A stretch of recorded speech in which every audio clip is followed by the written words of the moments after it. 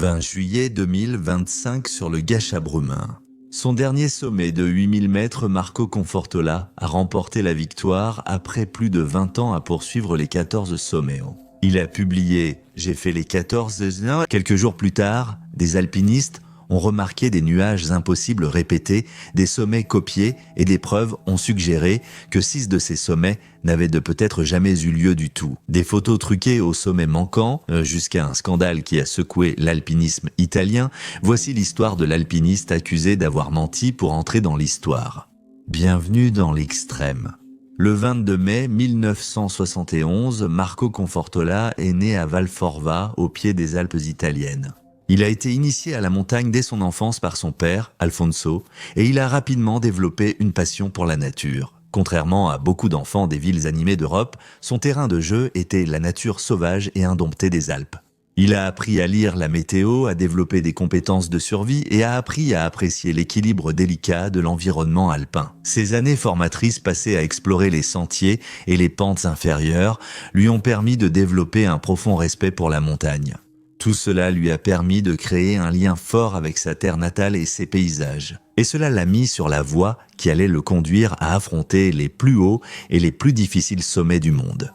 À seulement 22 ans, Marco est devenu l'un des plus jeunes guides alpins internationaux d'Europe. 10 ans plus tard, sa passion pour l'escalade était toujours aussi forte et il a commencé à voyager loin de chez lui, près des Alpes italiennes. Dans l'espoir d'atteindre le sommet de certaines des plus hautes montagnes du monde, cela l'a conduit dans l'Himalaya où il s'est retrouvé au pied du mont Everest, la plus haute montagne du monde. Après des mois d'acclimatation et des semaines d'escalade, Marco n'était plus qu'à quelques centaines de mètres de réaliser son rêve, atteindre le sommet d'un pic de 8000 mètres, mais l'ascension finale vers le sommet est souvent la plus brutale. C'est vraiment une épreuve de volonté alors que les alpinistes luttent contre l'épuisement physique et mental. Lorsqu'il a finalement posé les pieds au dos sur le point le plus élevé de la montagne, il a été submergé par des sentiments de triomphe, de soulagement et d'humilité. Pour Marco, ce n'était que le début. Après cela, il a douté d'avoir les capacités pour relever ce défi dangereux, réussi par seulement environ 50% des gens. Ce n'était pas simplement gravir l'Everest ou même atteindre le sommet du K2 sans oxygène supplémentaire. Son objectif ? Atteindre le véritable sommet de chacun des 14 sommets de la planète dépassant les 8000 mètres. Ce n'était pas quelque chose qui, au départ, nourrissait sa passion pour l'alpinisme, mais à mesure que sa carrière progressait, cette aspiration est devenue un rêve à chaque sommet qu'il cochait. Dans les propres mots de Marco, cette quête était une incroyable odyssée verticale qui l'a motivé à s'entraîner et à grimper pendant près de 2 décennies. Mais si vous suivez la chaîne depuis un certain temps, vous savez à quel point ce défi est dangereux. Cela nous amène à nous poser la question, qu'est-ce qui pousse des alpinistes comme Marco à tenter d'atteindre le sommet des 14 plus hauts sommets? Eh bien, il y a plusieurs façons de voir les choses. C'est une quête personnelle visant à explorer jusqu'où les alpinistes peuvent dédier repousser les limites de l'endurance humaine et leurs capacités. Chaque sommet de 8000 mètres comporte des défis environnementaux extrêmes comme un oxygène très bas, une météo imprévisible et des difficultés techniques. Pour dépasser ces obstacles, il faut une condition physique optimale et une grande force mentale. La capacité de prendre des décisions cruciales sous pression et une volonté inébranlable de persévérer. Pour ceux qui parviennent à gravir avec succès les 14 sommets, ils rejoignent un groupe d'alpinistes d'élite. Réussir ce défi, c'est leur Super Bowl. C'est la preuve de plusieurs années de dévouement et du sang, de la sueur et des larmes nécessaires pour relever ce défi. En fait, à plusieurs reprises, Marco a failli payer le prix ultime pour son rêve, et jamais il n'a été aussi proche que lors de son expédition sur le K2 en 2008, petit détour dans ce train du chaos.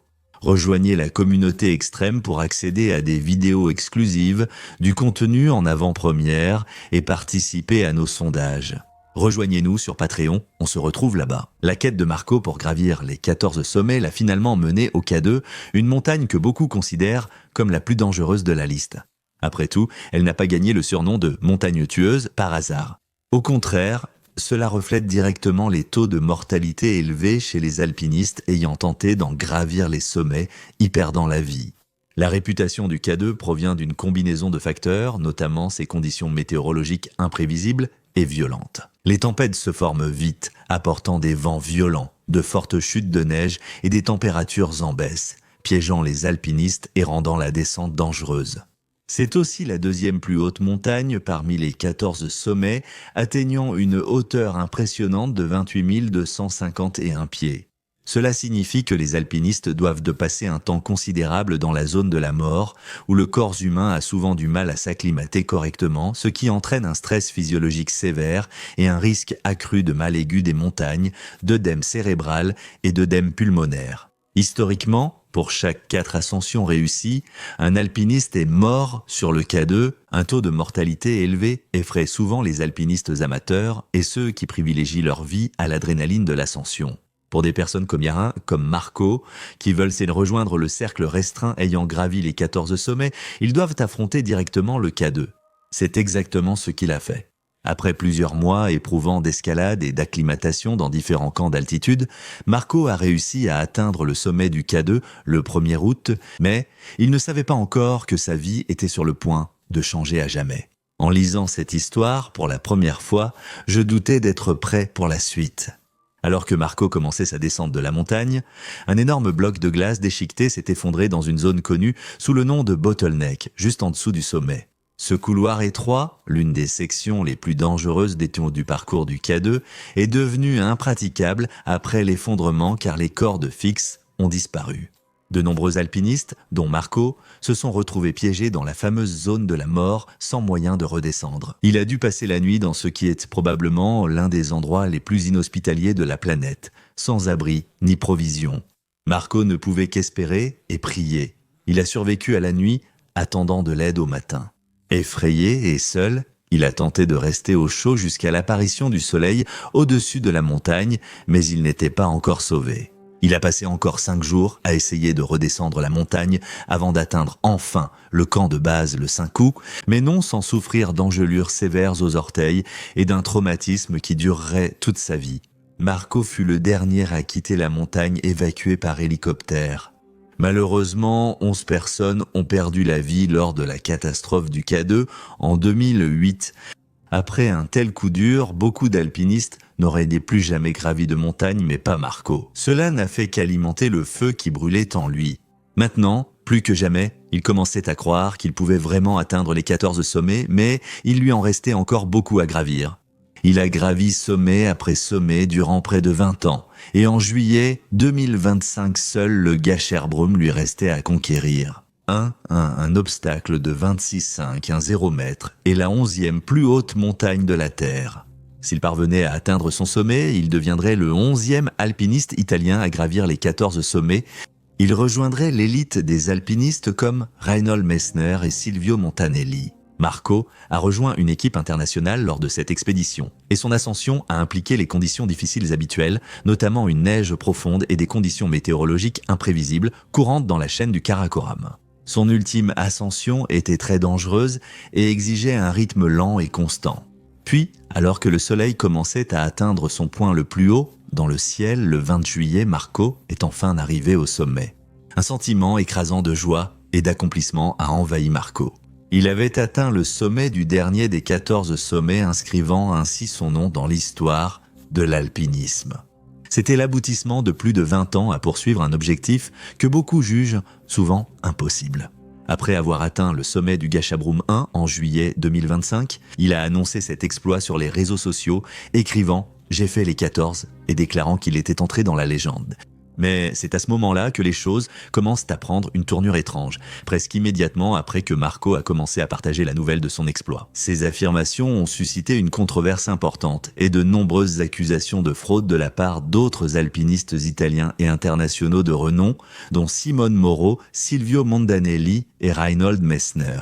Alors que Marco continuait de savourer discrètement sa nouvelle célébrité en coulisses, les tensions montaient. Des images de ces sommets circulaient dans la communauté de l'alpinisme, poussant beaucoup à douter de l'authenticité de ces 14 sommets, puis vinrent les accusations. Silvio Montanelli fut le premier alpiniste professionnel à interpeller publiquement Marco. Silvio lui-même fait partie des 10 Italiens qui ont réussi à atteindre le sommet des 14 montagnes. Après que Marco a commencé à se vanter en ligne de son exploit, Silvio a lâché une bombe, affirmant que l'alpiniste n'avait en réalité jamais atteint le sommet de l'Annapurna. Il a plutôt accusé Marco de s'être arrêté sur une arête à 30 minutes du sommet réel. Dans une interview, Silvio a déclaré ce qui suit à propos de la controverse à l'époque. « J'ai laissé passer, mais maintenant je suis énervé qu'il fasse certaines annonces. Surtout que la liste des ascensions incertaines s'est allongée. Les affirmations de Silvio ont jeté une ombre sur l'exploit monumental de Marco. Mais il n'était pas le seul alpiniste à ne pas croire que Marco avait réellement atteint le véritable sommet des 14 sommets. Il s'avère que la controverse est bien plus profonde que je ne l'avais imaginé au départ. Les alpinistes ont examiné de nombreuses photos des sommets et relevé des anomalies, telles des nuages identiques et des arrière-plans connus, alimentant des rumeurs de retouches. Des alpinistes chevronnés comme Simone Moro, un autre natif d'Italie, ont commencé à enquêter sur ces allégations. Simone, figure reconnue de l'alpinisme, est célèbre pour avoir gravi 4 des 14 sommets en hiver, gagnant ainsi le respect de nombreux alpinistes. Alors, lorsqu'on lui a demandé d'enquêter sur les affirmations de Marco, il l'a fait sans savoir ce qu'il allait découvrir. Il était loin de se douter qu'il allait plonger le monde de l'alpinisme dans l'un des plus grands scandales de l'histoire moderne. Après avoir examiné les données et de nombreuses images fournies par Marco, Simone a choqué le monde en révélant que Marco avait probablement échoué à atteindre le véritable sommet d'au moins 6 des montagnes de la liste, dont Lhotse, Annapurna, Nanga Parbat et Kangchenjunga. Situé dans l'Himalaya, le Kangchenjunga est la 3e plus haute montagne du monde avec une altitude d'environ 8586 mètres. Beaucoup d'alpinistes la considèrent comme l'une des montagnes les plus difficiles et dangereuses à gravir sur Terre en raison d'une combinaison de facteurs, notamment son terrain technique et ses conditions météorologiques extrêmes.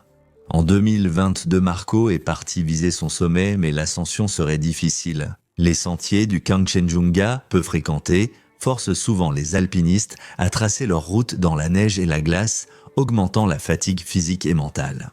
Les sections d'escalade technique, en particulier sur la face nord et la face sud-ouest, impliquent dans des parois de glace raides, des bandes rocheuses des traîtresses et des arêtes exposées. Elles requièrent des compétences avancées en alpinisme et une solide expérience en plus des défis imposés par la montagne.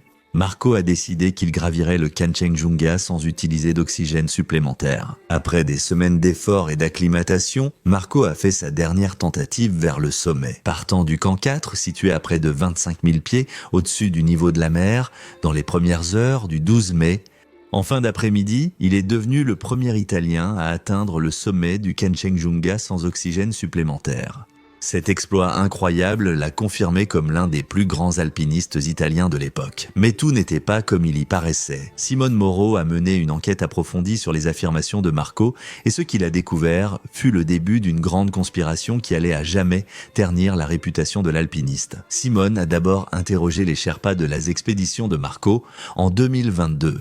Il a découvert que Marco s'était en réalité arrêté à plus de 90 mètres du véritable sommet. Le Sherpa de Marco, Nuri Sherpa, a révélé à Simone qu'il avait demandé à l'alpiniste de parcourir la dernière portion en utilisant de l'oxygène, mais Marco aurait répondu non. « Pour moi, le sommet est ici. » Cette histoire a été confirmée par d'autres alpinistes qui étaient sur la montagne ce jour-là, dont beaucoup doutent.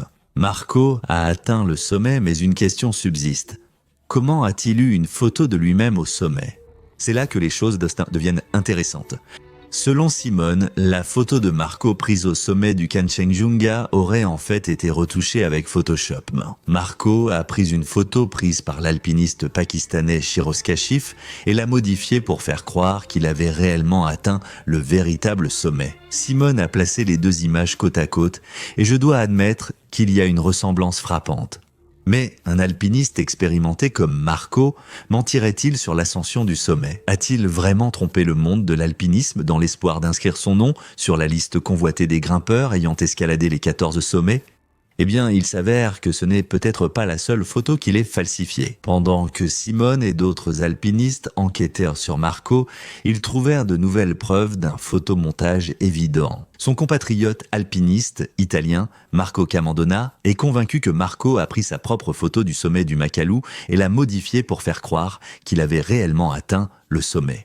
Lorsque les photos sont comparées côte à côte, elles semblent étrangement similaires et suscitent à nouveau de sérieux doutes quant à l'ascension présumée de Marco au sommet de la montagne. Sûr de son analyse, Marco Camandona a déclaré « Je ne sais pas si Marco Confortola a atteint le sommet du Makalu. Je peux affirmer qu'il a pris ma photo au sommet du Makalu et l'a modifiée. » Au fil des semaines, les controverses n'ont cessé de s'accumuler pour Marco Confortola. Ensuite, concernant son ascension du Lhotse en 2013, a été publiquement contesté par Simone.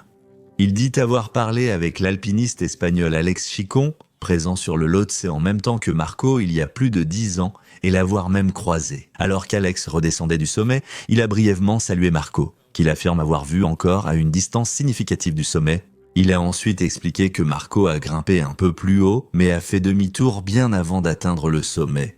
Mais encore une fois, Marco a une photo de lui posant à ce qui semblait être le véritable sommet de l'Lhotse. Eh bien, il s'avère que sa photo semble avoir été volée une fois de plus à un autre alpiniste, Jorge Egochiaga. Georges a atteint le sommet, cette fois-là aux côtés d'Alex, et lorsqu'il est revenu au camp de base, il a eu une interaction inhabituelle avec Marco. Il l'a expliqué ainsi. Dès que Marco est arrivé au camp de base, il est venu me voir et m'a demandé la photo du sommet. Je la lui ai donnée et ai découvert qu'il l'avait utilisée pour lui-même. Tu sais Simone, je n'aime pas la controverse, mais il n'aurait pas dû fabriquer la photo du sommet. Avec ce mensonge, Simone est presque certain que Marco a utilisé l'image de Jorge pour fabriquer son propre selfie, au sommet du Lhotse.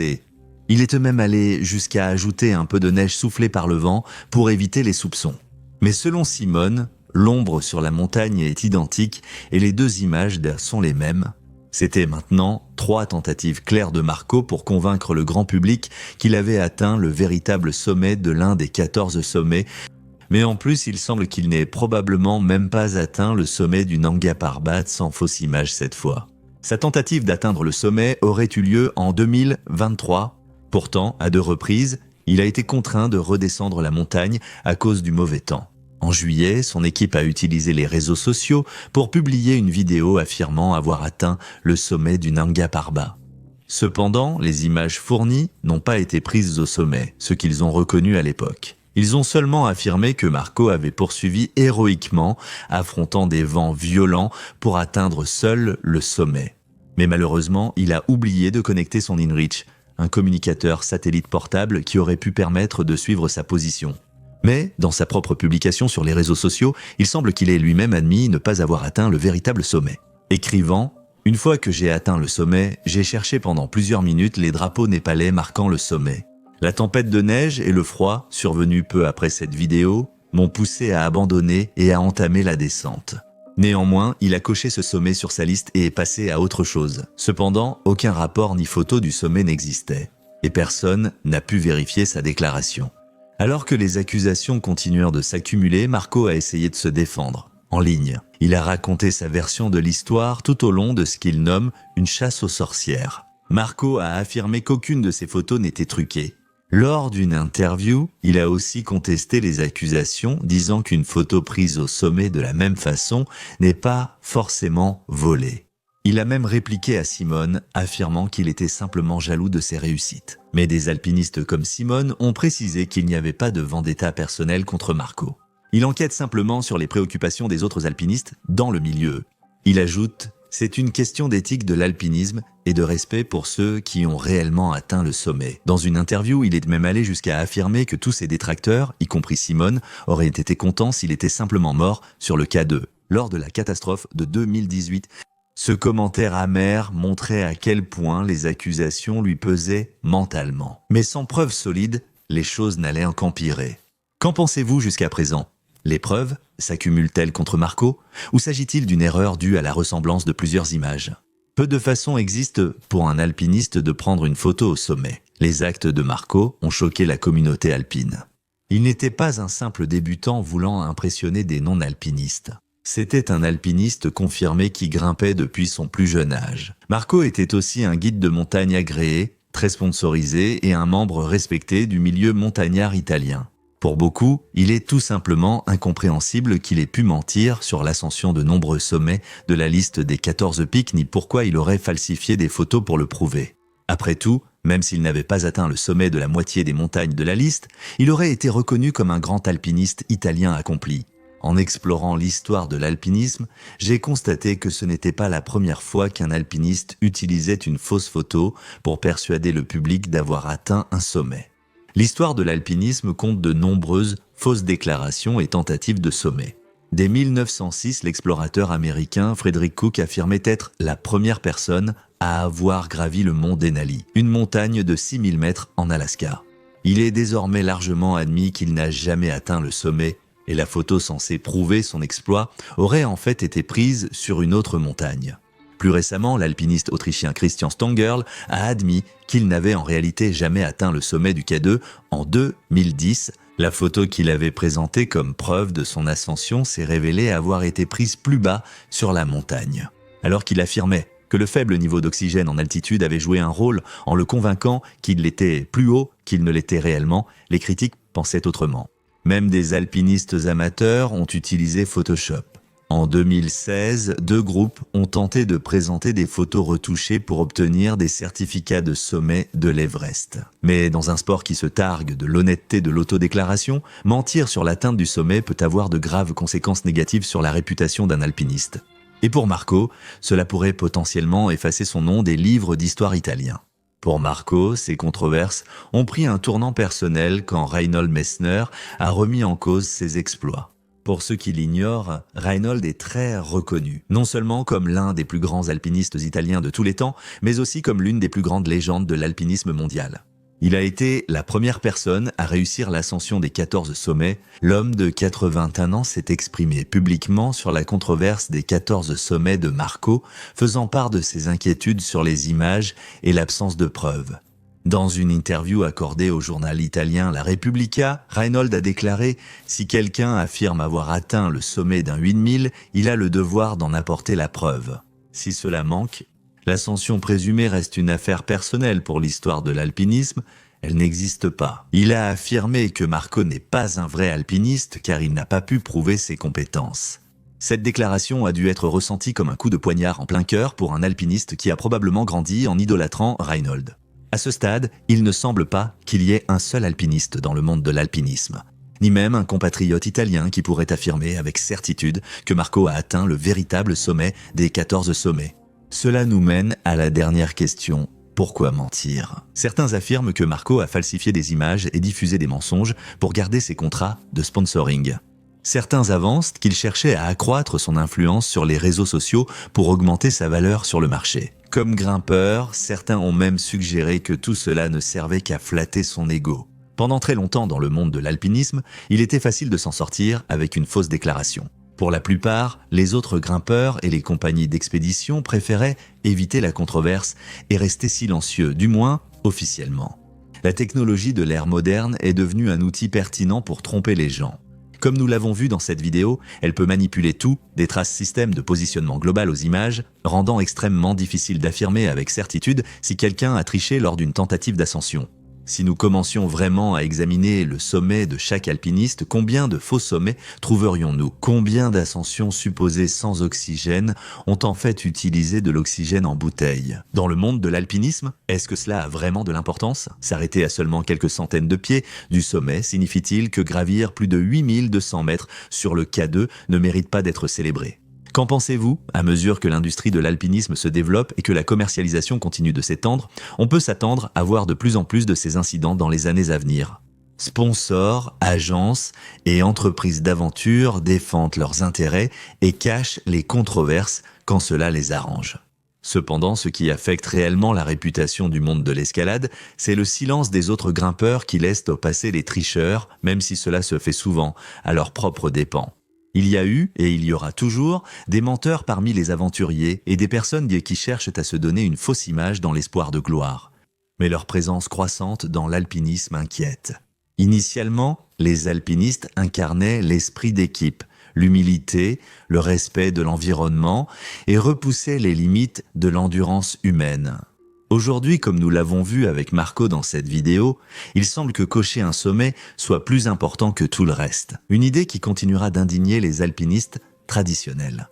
Les tentatives évidentes de Marco pour tromper le monde de l'alpinisme et l'ampleur du scandale qui l'entoure ont profondément choqué la communauté. Ce qui est certain, c'est que la controverse a laissé une tache sombre sur ses réalisations et exclura probablement son nom de la liste des plus grands alpinistes italiens de tous les temps.